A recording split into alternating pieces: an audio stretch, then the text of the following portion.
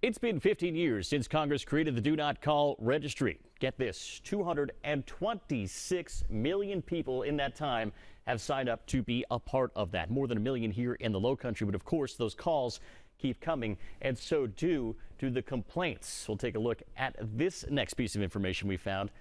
Here in the Lowcountry, just in the 843 area code, those complaints total about 22,000 in just the last year.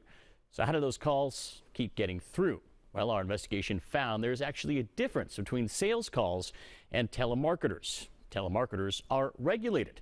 The robocalls, though, not so much. Those numbers might look familiar, but they are indeed regulated by the Federal Trade Commission, your everyday telemarketers. But most originate in countries or are from companies simply breaking the law. But I found some new technology promising to help you hang up for good. And one Lowcountry woman, all it took was a few clicks.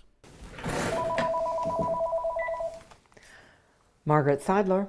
As one of the lead architects of Charleston's Illumination Project, Margaret Seidler is used to fielding phone calls from her home office. But a year or so ago, the phone started ringing off the hook. Some days we would have gotten upwards of 8 or 9 calls like that. And they were anything but business as usual. They were trying to sell things, constantly sell things, trying to scam about something was wrong with my computer. They actually were trying to get money, credit card information. Desperate to dial back the number of calls,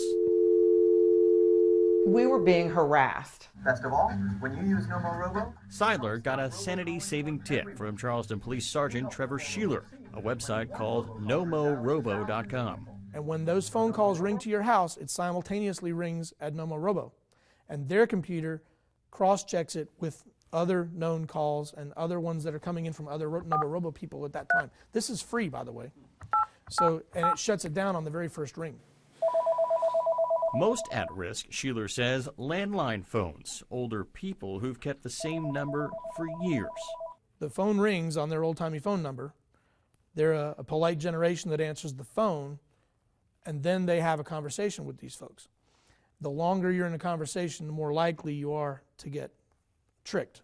That's great. Yeah, thanks for Seidler was calling. fed up, so she opted in. It only took about 5 minutes or at most to sign up. And she says the change was almost instantaneous. We've gone from 3 to 6 a day to maybe 1 or 2 a week where we just hear that first ring. But we're just not getting them anymore. So here's some things to look out for. Someone claiming that you missed court or jury duty, a fine. Someone claiming to be a family member in jail, or a caller telling you they're with the IRS. Anyone asking you to pay with something in the form of a gift card as well. Police say that no government entity would ever ask for a form of payment like that. And one more bit of advice here. If you get a call and you hear a delay in your conversation, or it takes a minute for someone just to say hello, make sure you hang up. Even if it says press 2 to be removed from that list, that could invite more calls. Working for you in the studio, John Bruce, ABC News 4.